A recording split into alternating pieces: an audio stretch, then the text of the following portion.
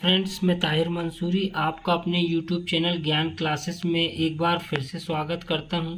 आज हम अपनी सीरीज को आगे बढ़ाते हुए कक्षा 12वीं विषय लेखा शास्त्र का चैप्टर 3 जो साझेदार का प्रवेश है उसके सवालों को हल करा रहे हैं। तो मैं आपका ज़्यादा समय न लेते हुए अपने चैप्टर की ओर चलता हूं। तो सबसे पहले मैं आपको चैप्टर में बता दूं कि साझेदारी का प्रवेश जो है, जिसमें नया साझेदार किसी साझेदारी फर्म में प्रवेश करना चाहता है तो उसे हम साझेदारी का प्रवेश कहते हैं। इस प्रवेश के चैप्टर में सवाल आने की बहुत ज़्यादा संभावना रहती है। तो इसके जो महत्वपूर्ण सवाल है, जो परीक्षा की दृष्टि से, वार्षिक परीक्षा की दृष्टि से जो अत्यंत आवश्यक या अत्यंत महत्वपूर्ण सवाल हैं, उन सवालों को हम आज के वीडियो में कराएंगे। तो आइए शुरू करते हैं सवालों को।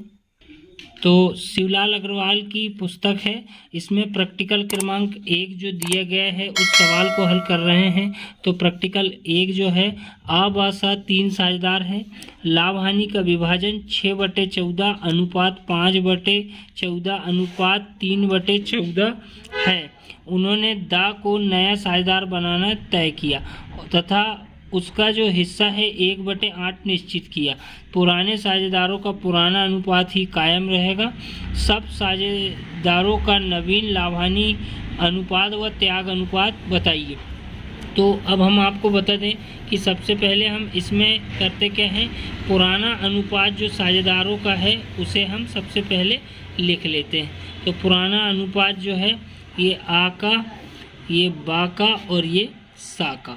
आ का जो अनुपात है वो 6/14 है, अनुपात का चिन्ह लगाएंगे। बा का जो अनुपात है वो 5/14 है और सा का जो अनुपात है वो 3/14 है।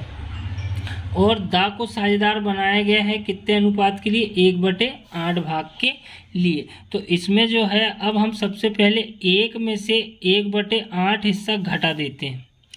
ये इसीलिए घटाया जाता है कि जो शेष अनुपात बचता है वो अनुपात आ बा सा को बांटा जाएगा। तो यहाँ पर 8 एकम 8, 8 माइनस 1/8, ये ऐसा करके निकाल लिया जाता है। तो 8 में से 1 गया तो 7/8 जो है वो शेष बचता है। शेष बचा जो भाग रहता है वो आ बा सा बांट लेंगे। तो आ बा सा जो है शेष बांटेंगे 7/8, 1/8 हिस्सा दा को देने के बाद। तो अब हम निकालेंगे आ का हिस्सा। आ का हिस्सा जो है 7/8 का 6/14। यहाँ पे गुणे का चिन्ह लगेगा, ना कि त्याग अनुपात की जैसे माइनस का चिन्ह नहीं लगेगा। इसके बाद हम इसे आगे सॉल्व करेंगे तो गुणे में ऊपर वाली संख्या से ऊपर वाली संख्या का गुणा हो जाएगा और नीचे वाली संख्या से नीचे वाली संख्या का गुणा हो जाएगा। तो 7×6 होता है 42 और 8 का गुणा 14 में करेंगे तो 8×4 32 और 8 एकम 8 और 3 11, 112। अर्थात आ का जो हिस्सा आएगा वो 42/112 आएगा। इसके बाद बा का जो हिस्सा आएगा, बा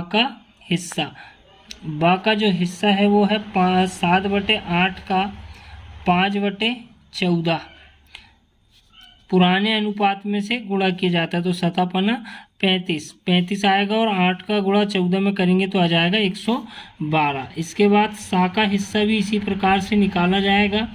तो जो सा का हिस्सा है वो भी 7/8 का 3/14।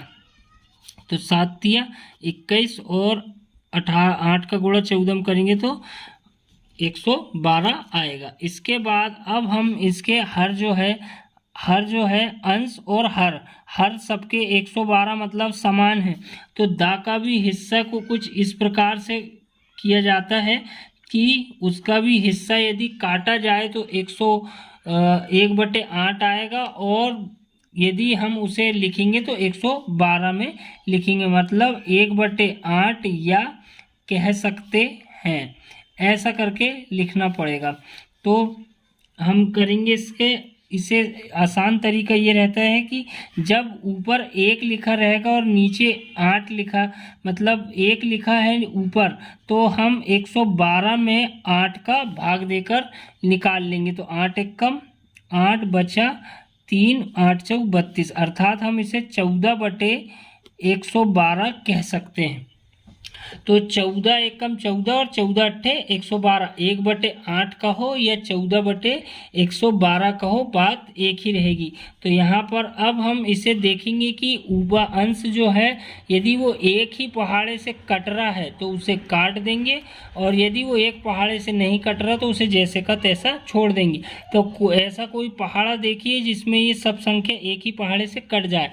तो 7 से कट रहा है, 7 दूनी 14, 7 तिया 21, 7 35 और 7 छिंग 42, अर्थात इनका जो नया अनुपात आएगा वो आएगा 6:5:3:2। तो ये जो है आ, बा, सा और दा, इस प्रकार से इनका जो है वो नए अनुपात की गणना हो जाएगी। इसके बाद इस प्रश्न में त्याग अनुपात भी पूछा गया है। तो यहाँ पर हमारा सवाल अभी पूरा नहीं हुआ है, नया अनुपात अगर पूछेगा तो यहाँ तक सवाल कंप्लीट हो गया है। उसके बाद जो है त्याग अनुपात की गणना करने के लिए हमें त्याग अनुपात भी पूछा गया है। तो त्याग अनुपात की गणना करने के लिए हमें त्याग अनुपात का सूत्र लगाना होगा। तो त्याग अनुपात का जो सूत्र है वो क्या होता है, त्याग अनुपात बराबर से पुराना अनुपात माइनस नया अनुपात, ये इसका सूत्र होगा। तो त्याग अनुपात, अब आ को त्याग क्या हुआ है वो ये देखना है। तो पुराना अनुपात आ का क्या है, ये हमने सवाल में लिखा है कि जो आ का हिस्सा है वो 6/14 है।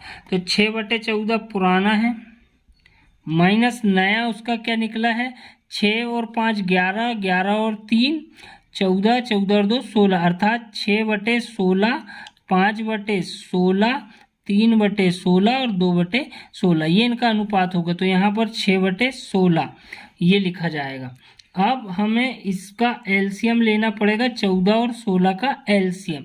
तो 14 और 16 का एलसीएम हम रफ में बता रहे हैं कि 14 और 16 का एलसीएम कैसे लिखा जाएगा। तो 2 7 14, 2 8 16, फिर 7 से देंगे 7 एकम 7, और फिर 8 का 8, फिर 8 से देंगे तो 8 एकम 8, 8 7 56, 56 दूनी 112, इस प्रकार से जो एलसीएम आएगा 112 आएगा।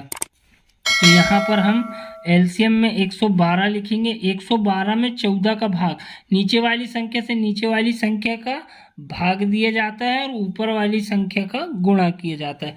तो 112 में 14 का भाग देंगे तो आएगा 8, 8 छिंग 48 होगा, 8 आया, 8 का ऊपर गुणा कर दिया जाएगा। अब 16 में 112 का भाग देंगे, अर्थात 112 में 16 का भाग देंगे तो 7 बार जाएगा और 7 छिंग होता है 42, इस प्रकार से 48 में से 42 गया तो क्या बचेगा, 6/112। तो ये आ का हिस्सा हमें त्याग अनुपात प्राप्त हो गया। इसके बाद हम आगे बा का हिस्सा निकालेंगे। तो बा का जो हिस्सा है वो है पुराना अनुपात 5/14 दिया गया है हमें प्रश्न में, माइनस नया अनुपात जो निकला है वो 5/16 निकला है। तो यहाँ पर भी 14 और 16 का एलसीएम लेंगे तो 112 ही आएगा। 112 में 14 का भाग देंगे तो कितने बार जाएगा, 8 बार जाएगा, 8×5 40, माइनस 112 में 16 का भाग देंगे तो कितने बार जाएगा, 7 बार जाएगा, और 7×5 35, इस प्रकार से 40 में से 35 गए तो क्या बचा, 5/112।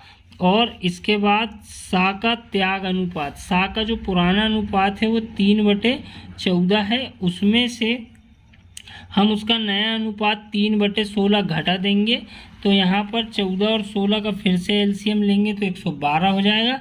112 में 14 का भाग देंगे तो 8 बार जाएगा, 8 तिया 24, 24 माइनस 112 में 7 का 16 का भाग देंगे 7 बार जाएगा, 7 तिया 21, इस प्रकार से 3/112।